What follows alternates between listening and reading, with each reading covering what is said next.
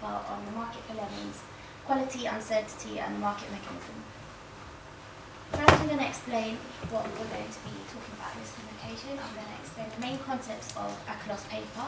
Then I'll go on to explain an automobiles example that he uses to explain the lemons market. And then I'll explain asymmetric information in the market. Then I'll go on to explain the model and some examples and implications of the lemons market. And then I'll conclude the presentation. So before I start, I'll explain some main concepts in Akerlof's paper. Akerlof uses asymmetric information as a big concept in his paper, which is where information is not evenly distributed between all parties, leading to either moral hazard or adverse selection.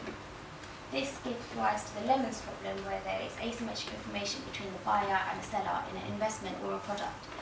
A lemon can be said to be a product in a particular market which is defective, such as a car which is defective in an automobiles market. This gives rise to the problem of quality uncertainty. Akerlof uses the phrase "the bad drives out the good" in a lot of the examples in his paper. Let's move on to the automobiles example now. Here I have, for simplicity's sake, 4 types of cars. We have new good cars, used good cars, new lemons, and used lemons. Now, the value of a used car cannot equal the value of a new car, because if this were true, arbitrage would be possible. Arbitrage is where costless, riskless profit is made, and so we could buy a used car in a market for used cars and sell it in the market for new cars and make this costless, riskless profit.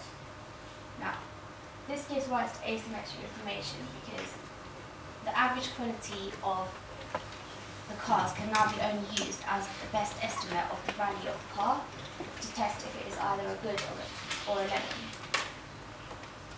Now, if buyers are only willing to pay the given average quality of the car, and at this price, owners of good cars will make a loss, as the quality of the good car is greater than the price that the buyers are willing to pay.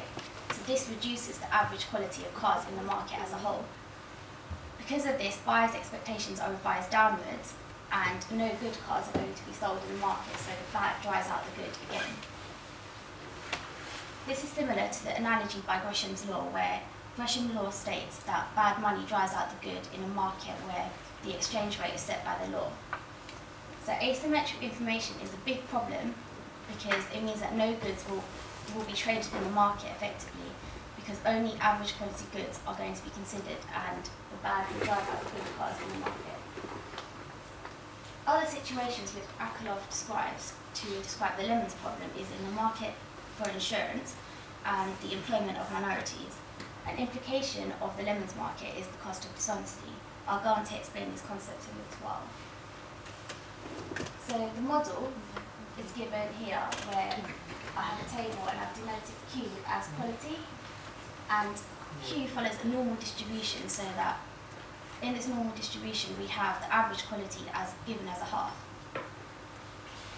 With symmetric information, Q is observed because we know the quality of that car. So the price of used cars are going to be between Q and 3/2Q, and cars can be sold in the market. There will be trade of cars in that market. However, with asymmetric information, we can't observe the quality of Q.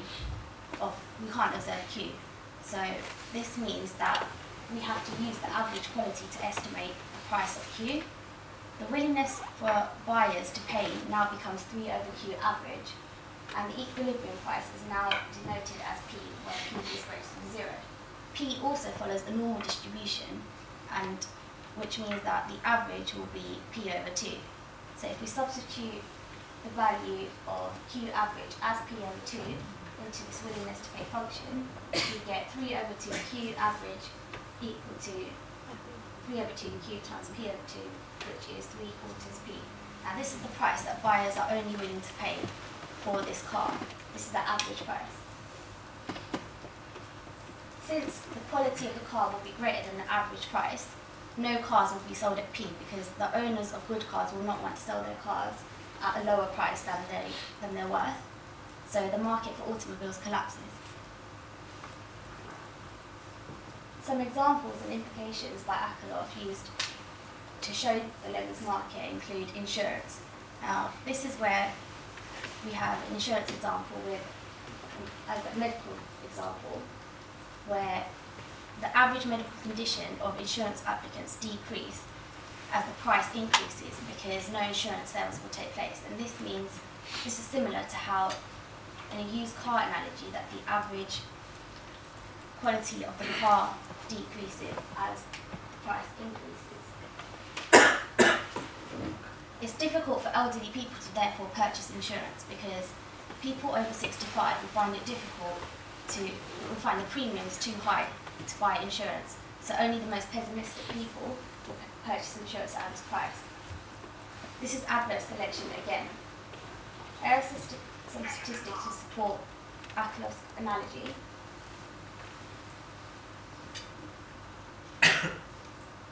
Now, insurance companies are fully aware of adverse selection in the market, and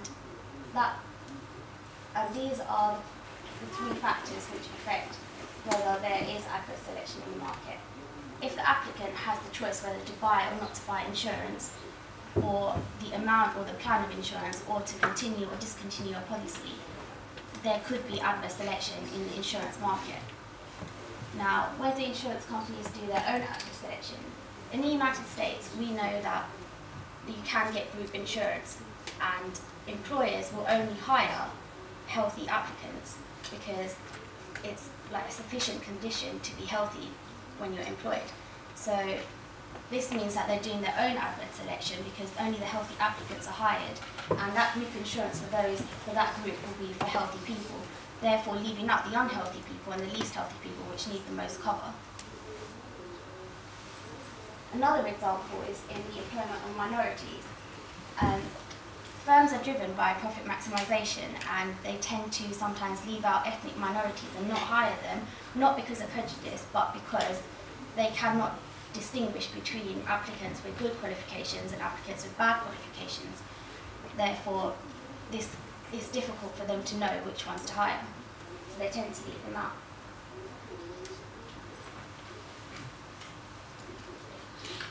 Cost of dishonesty is an implication of the lemons model, where Akerlof quotes that dishonest dealings tend to drive honest dealings out of the market.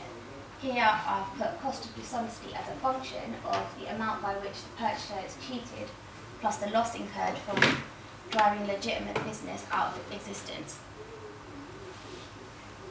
To conclude the presentation, I have another quote from Akerlof. Trust is important. Without trust in the market, we have quality uncertainty, and it is very difficult to distinguish the good from the bad, which is a very real problem in economic institutions and gives rise to the problem of adverse selection. The bad drives out the good. Thank you for listening.